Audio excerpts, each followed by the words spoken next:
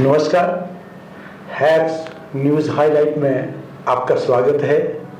आज जिन शख्सियत से आपको मैं रूबरू कराना चाहता हूँ वो हैं मधुबाला जी। और मधुबाला जी से हम दो ही बातें पूछेंगे। पहला कि बच्चों की एनसीईआरटी की बुक में मैंने देखा कुछ पोर्शन हाईलाइट होते हैं जी। तो मधुबाला जी, पहला प्रश्न मेरा यही है कि एनसीईआरटी की जो बुक है उसको जो हाईलाइट किया जाता है जी। उसके बच्चों की पढ़ाई से क्या बच्चों को उस चीज से फायदा मिलता है, थोड़ा समझाइए। बहुत ही अच्छा प्रश्न पूछा आपने सर।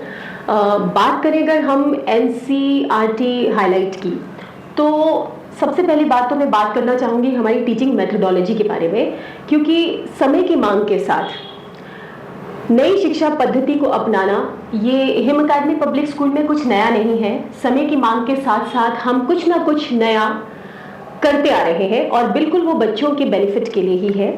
और रही बात जैसे एनसीईआरटी हाईलाइट की, तो बच्चे जब एनसीईआरटी बुक को हाईलाइट करते हैं, हम दो तरीके से हाईलाइट करवाते हैं।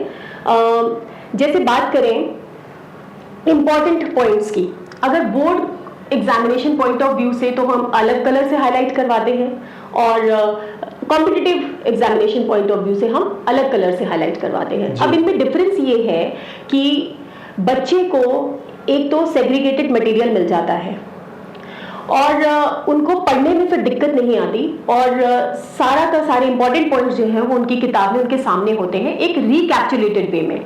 बच्चे को दोबारा से पूरा चैप्टर पढ़ने की जरूरत नहीं है और उनको आराम से पता चल जाता है कि क्या इंपॉर्टेंट है हमारे examination board examination point of view से और क्या इंपॉर्टेंट है competitive examination point of view से। बिल्कुल, अब मैं जान चुका आपकी बात कि ये जो हाईलाइट, इसमें मैंने येलो कलर देखा, एक हल्का सा रेड कलर भी देखा। क्योंकि देखिए बोर्ड एग्जामिनेशन में जो है वो अलग तरीके से सिलेबस होता है, कॉम्पिटिटिव एग्जामिनेशन में अलग तरीके से होता है।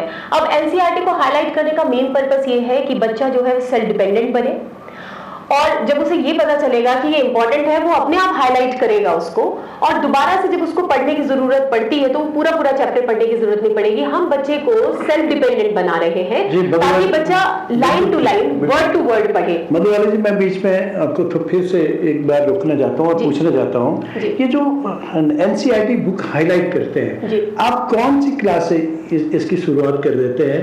हाँ, ये बात तो बहुत जरूरी है। आज के युग में बच्चों को बहुत सारी कंपटीशन या प्रतियोगिताएं में पे जाना होगा, तो उसके लिए तैयारी आप कौन सी क्लास से शुरू कर देते हैं ऐसी तैयारी? देखिए, बात करें हम जैसे आपने क्लासेस की बात की, तो अगर हम बच्चों को बचपन से ही जैसे ओएमआर शीट भरना हम अपने बच्चों को हमने ट्रेन कर रखा है, 3rd क्लास से ही बच्चा ओएमआर शीट भरना सीख जाता है सर, बहुत है ना? जो है बड़ी क्लासेस में आकर के भी हम देखते हैं बच्चों को पता ही नहीं होता कि ओएमआर शीट भरनी कैसे है, तो हम बच्चों को पहले से ही इसके लिए ट्रेन करना शुरू कर देते हैं। हाईलाइट एनसीईआरटी की बुक्स हैं, बुक्स को हाईलाइट करना हमने बच्चों को 3री कक्षा से ही शुरू करवा रखा है ताकि बच्चा टाइम पर आते आते जो हायर क्लासेस है वहां तक पहुंचते बिल्कुल ट्रेन हो जाए। बिल्कुल, बहुत अच्छी बात है और बहुत ही अच्छी जानकारी एक बात की तो हमें मिल गई कि जो एनसीईआरटी बुक हाईलाइट की जाती है बच्चे को अपनी पढ़ाई या एग्जाम के साथ साथ दूसरे एग्जाम की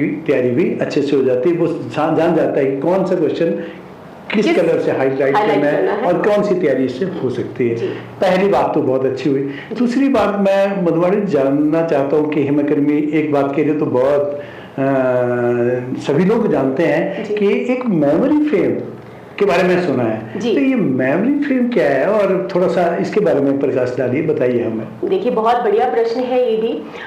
मेमोरी फ्रेम जो है उससे बच्चे को एक चैप्टर की आउटलाइन का पता चल जाता है कि हम इसमें क्या क्या इंपॉर्टेंट है जो पढ़ने वाले हैं। और दूसरा, मेमोरी फ्रेम से जो है वो मेमोराइजेशन, मेन पॉइंट्स को याद रखना दिमाग में मेमोरी मैप के थ्रू बहुत आसान रहता है बच्चे के लिए।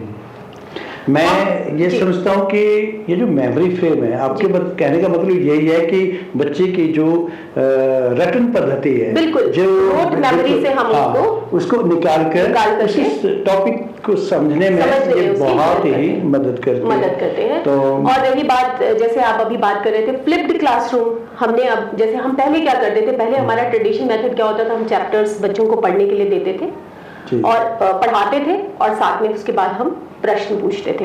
अब हम प्रश्न भी पहले पूछते हैं कि ये प्रश्न है, ये आपने इनके जो है वो आंसर्स, इनके उत्तर जो है वो आप निकाल करके लाएंगे, तो बच्चा उसके लिए जो है वो क्या हो जाएगा, उसके लिए बच्चे को पढ़ना पड़ जाएगी पूरी एनसीईआरटी। बिल्कुल। तो हमने अब वो बिल्कुल चेंज कर दिया जी, बिल्कुल। जैसे 4 C's की हम बात करें, है ना, कोलैबोरेशन की, क्रिएटिव थिंकिंग की, इनोवेशन की। आपका कहने का मतलब कि न्यू एजुकेशन पॉलिसी जो है उस पर आप बिल्कुल काम कर रहे हैं। जी जी, उसमें सृजनात्मक विकास है, बच्चे का रचनात्मक विकास है, हर तरह से आप कार्य कर रहे हैं। ये तो बहुत ही अच्छी बात है मधु बाला जी।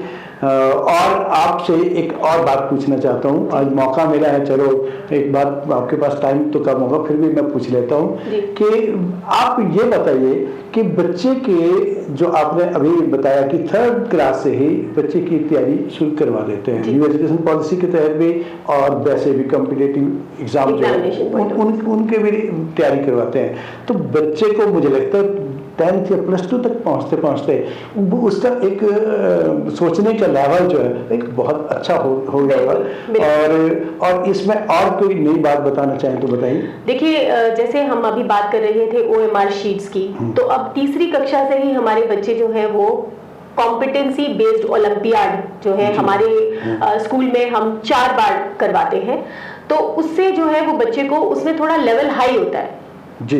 लेवल उसका हाई होता है, जो हमारी डेली बेस पर जो चैप्टर्स है उससे थोड़ा सा उसका लेवल हाई होता है। तो वो बच्चे जो है उस तरीके से तैयारी करते हैं। शुरू में तो बच्चों को दिक्कत आई भी, लेकिन अब क्योंकि वो ट्यून है, बिल्कुल ट्रेन है, तो उन्हें पता है कि अब हमें तैयारी कैसे करनी है, OMR शीट कैसे भरनी है और किस तरीके से कॉम्पिटिटिव एग्जामिनेशन की तैयारी की जाती है जी। तो मधु बाला जी, आपको आपका धन्यवाद समय देने के लिए, और जल्दी ही फिर दूसरे चर्चा में दूसरे अध्यापकों के साथ मिलेंगे। धन्यवाद।